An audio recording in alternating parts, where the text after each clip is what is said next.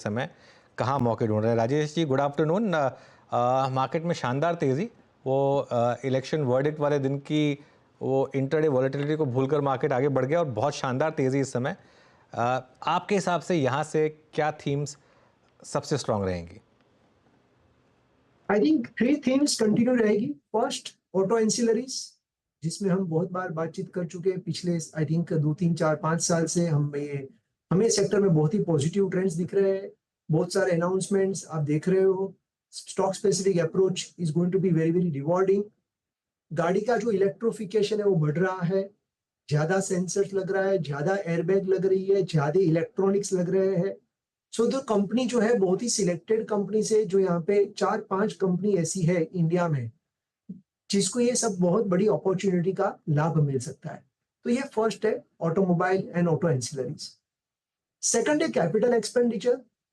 Government के election हो चुके हैं, पॉलिसी सब सर्टेनिटी आ रही है, तो capital expenditure thesis will continue to do well. लेकिन ये कैपिटल गुड्स थीसिस जब भी हम कर रहे हैं, तभी प्रोडक्ट रिलेटेड जो कंपनीज है, जिसका रिसर्च एंड डेवलपमेंट है, जिसका मोट बहुत ही स्ट्रांग है, ऐसी कंपनी पे फोकस करना चाहिए। क्योंकि यहाँ पे automation related, smart grid related जो कंपनीज है, उनको बड़ा बेनिफिट हो सकता है। तीसरा सेक्टर जहां जो हम कह रहे हैं कि एक न्यू थीम है, क्योंकि monsoon is likely to be normal और rural recovery is also likely to happen, तो ये तीसरा है एग्रीकल्चर एंड रिलेटेड सेक्टर। तो यहाँ पे भी हमें लग रहा है कि this is going to be the new, may be for 6 to 12 months perspective, this can be a new trend, क्योंकि पिछले 2 3 सालों से this sector was suppress. So यहाँ पे अभी वापस profit growth is likely to be strong and the valuations are also quite reasonable. So these are the few things, apart from, of course, the the regular sectors which we continue to enjoy, like consumption and select pharma and so on and so forth.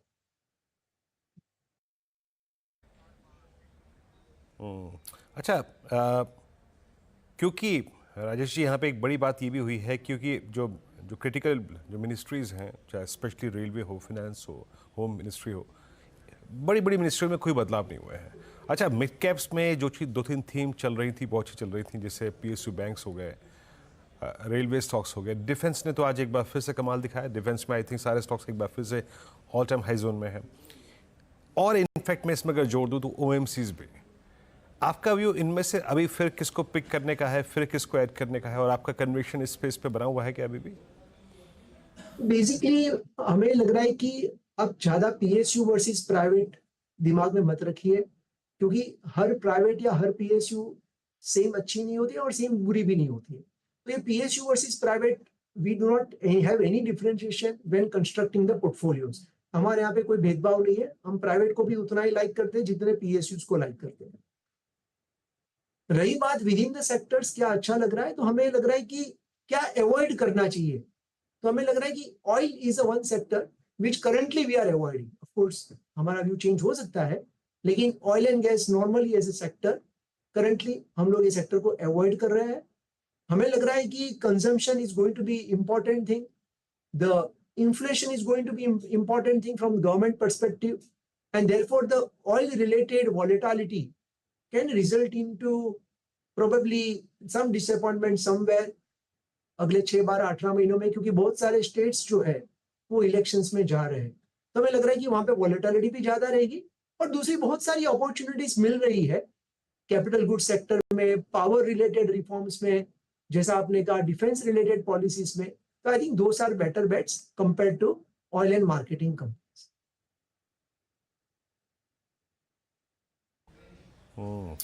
Okay, OMCs पर आपका view है। राजेश जी, अच्छा, एक दो pockets और pick करते हैं। अब आईटी में फाइनली बहुत स्ट्रॉन्ग मूव आ रहा है। आज ओरेकल फाइनेंशियल्स ऑलमोस्ट 10% ऊपर है, ऑल दो it's a trading swing, but IT पे आपका टेक। अब इस अर्निंग सीजन के किक स्टार्ट होने से पहले आप लोगों ने आईटी में, लार्ज कैप आईटी में या फिर मिड कैप आईटी में क्या अप्रोच ली है? आईटी सेक्टर में हम काफी अंडरवेट थे पिछले करीब लास्ट 2 इयर्स से। स्लोली हमने थोड़ा weightage stock specific selective approach रख के ऐड किया हुआ है। लेकिन अगर आप मुझे पूछे तो मुझे ऐसा लग रहा है कि पूरे मार्केट में बहुत सारे बड़ी अपॉर्चुनिटीज है, और इसके लिए IT sector, our personal view is that little bit we remain underweight, क्योंकि दूसरी जगह पे अपॉर्चुनिटीज बहुत बड़ी है। कैपिटल गुड्स बहुत बड़ी अपॉर्चुनिटी है, फार्मास्यूटिकल सेक्टर में काफी स्ट्रॉन्ग ग्रोथ है, वैल्यूएशंस भी काफी रीजनेबल है। कंजम्पशन जो एफएमसीजी है वहां पे रिवाइवल की बहुत ही स्ट्रॉन्ग पॉसिबिलिटी है। कंजम्पशन जो डिस्क्रिशनरी है वो ग्रोथ कंटिन्यू है। ऑटोमोबाइल एंड ऑटो एंसिलरी हम anyway we are very bullish on that sector. और affordable housing and related themes जो है वहां पे भी अभी पॉजिटिव ट्रेंड्स दिख रहे हैं। तो मुझे लग रहा है कि अपॉर्चुनिटी बाकी जगह बहुत बड़ी है।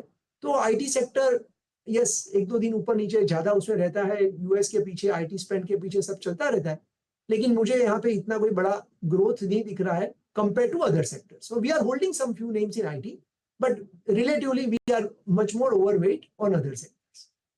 इंडस्ट्रियल्स या फिर आपके कैपिटल गुड्स शेयर अब यहाँ से किस तरह का परफॉर्मेंस दिखाएंगे, क्योंकि ओवरऑल डोमेस्टिक डिमांड आउटलुक को लेकर ज़्यादातर ब्रोकरेजेस आश्वस्त रहे हैं। कंपनियों के ऑर्डर बुक्स और Q4 के बाद की कमेंट्री में भी वही देखने को मिला है कि भारत की के लिए जो डिमांड है वो एब्सोल्युटली टॉप स्केल पर है, भले ही ग्लोबल फुटप्रिंट पर थोड़ी बहुत डिमांड में कमी देखने को मिली है। यहाँ पर आप किस तरह की थीम्स को आइडेंटिफाई कर रहे हैं राजेश? क्या वो हैवीवेट्स L&T जैसे स्टॉक्स होंगे या फिर जो MNC मिड कैप कंपनियां हैं वहां पर अपॉर्चुनिटी ज्यादा है बेहतर रिटर्न कमाने की? कैपिटल गुड्स जो थीम है उसमें अलग अलग सब सेक्शन है। एक है पावर रिलेटेड थीम। तो पावर सेक्टर का जो बहुत बड़ा कैपेक्स हो रहा है, चाहे वो पावर जनरेशन का कैपेक्स हो या चाहे पावर ट्रांसमिशन का कैपेक्स हो, तो ये जो कैपेक्स बहुत बड़ा होता है, क्वांटम बहुत बड़ी होती है। तो उसके जो एंसिलरी सेक्टर्स है, power equipment player for example thermal power equipment player is largest company in India, is a PSU, we own it. Similarly power grid related जो सॉल्यूशन होते हैं, तो there are only 1 or 2 companies in India which are beneficiary of HVDC project जो बड़े आ रहे हैं, उसमें 2-3 company ही India में है। We are the largest portfolio in that holding. Similarly railway के जो कैपेक्स है, तो it is not a railway capex, we are betting on metro capex and Vande Bharat capex. तो that capex is very big. तो वहां पे बेरिंग कंपनी को बहुत बड़ा बेनिफिट होता है, तो we are holding that as a bearing company. Oil and gas sector अगर आप देखेंगे तो बहुत सारा कंप्रेसर्स में बहुत बड़ा बेनिफिट हो सकता है, because as you put more CNG stations, correct, your requirement of compression goes up significantly. So we are holding the largest compressor player in country. That's the one company which we own it. Similarly, pump related जो section होता है, which is beneficiary of the nuclear power corporation का जो capex होता है, जो industrial का capex होता है, तो इसमें there is a one very big German company which is listed in India. We are holding that company in pumps. So every section we need to do the sub segments, and within that we try to identify the best player within it with a जो company के पास शायद zero date रहेगा, borrowing zero रहेगा, 18-20% का return on capital employed है और 25-30% से grow कर रही है। तो हमें लग रहा है कि this are the very strong growth play over next 12 to 24 months। Growth play industrials में ऑफ कोर्स, क्योंकि कई अलग अलग एवेन्यूज में कंपनियां काम करती हैं। अच्छा, ये रियल एस्टेट थीम हम सब जानते हैं कितनी जोरदार रही है राजेश। सभी स्टॉक्स में बेहतरीन रिटर्न्स बनते दिखाई दे और अब सरकार का पुश वो PM आवास योजना की तरफ है।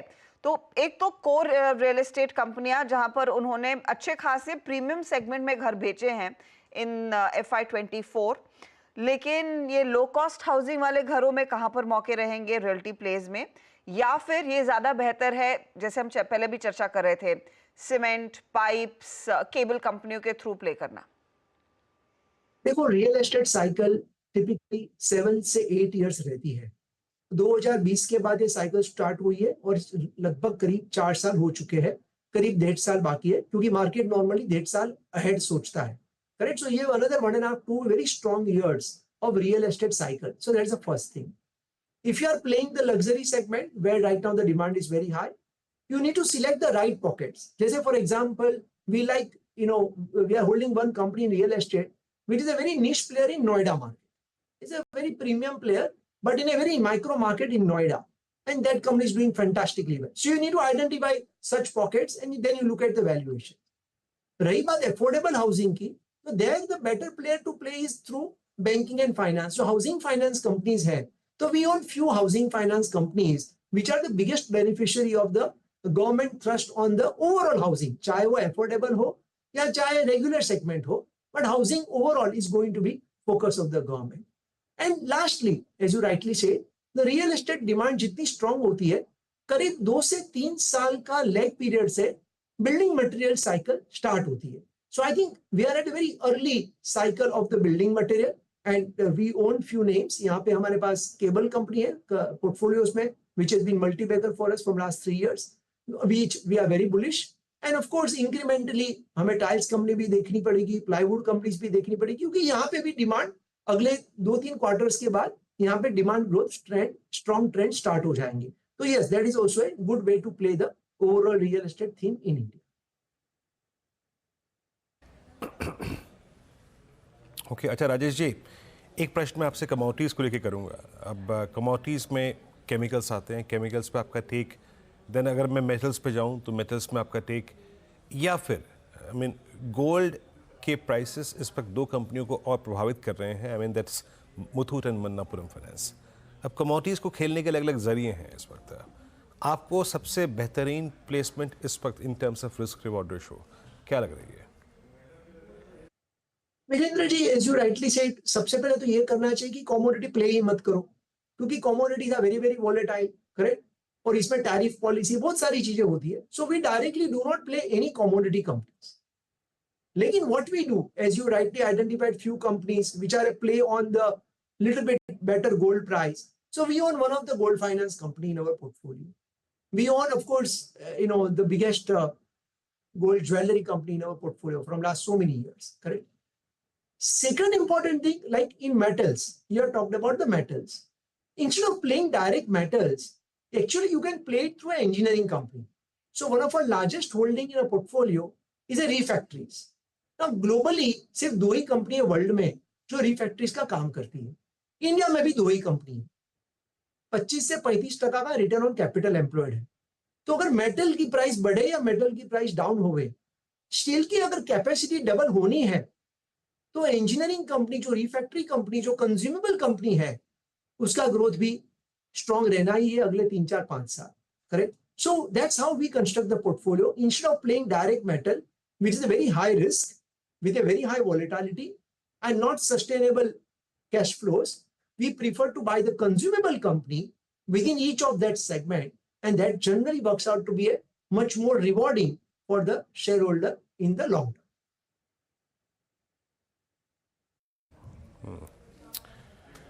ओके राजेश जी, बहुत बहुत शुक्रिया. बड़ी अच्छी बातचीत रही आपसे आज. हमने I think IT, banks, commodities सबको कवर किया इस बातचीत में. बहुत बहुत शुक्रिया सर.